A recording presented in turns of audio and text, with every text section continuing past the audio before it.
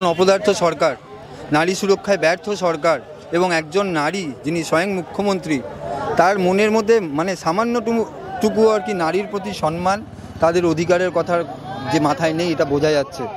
আজ 1 বছর অতিক্রম করতে চলেছে, যে সরকারের কারণে, যে সরকারের গুন্ডামির কারণে যত তথ্য প্রমাণ আরজি করে ছিল সেটা লোপাট। আজকের দিনে সাধারণ মানুষ সকলে জানে যে ওই ঘটনা একজনের পক্ষে সম্ভব ছিল না, এবং যেভাবে তথ্য প্রমাণ লোপাট করে দিয়ে এই বিচারকে যে বিভ্রান্তিকর পরিস্থিতিতে আনা হয়েছে, তার পেছনে একমাত্র কাণ্ডারি এই রাজ্যের পুলিশ মন্ত্রী, এই রাজ্যের শিক্ষামন্ত্রী, এই রাজ্যের স্বাস্থ্যমন্ত্রী, সেটা মমতা ব্যানার্জি। এবং তার কারণেই আমাদের বোন, আমাদের দিদি, এই তিলোত্তমা, অভয়া, যে নামে আমরা চিনি, তিনি এখনও বিচারহীন। বাংলা হান্টের আরও খবর দেখতে নজর রাখুন। বাংলা খবর মানেই বাংলা হান্ট।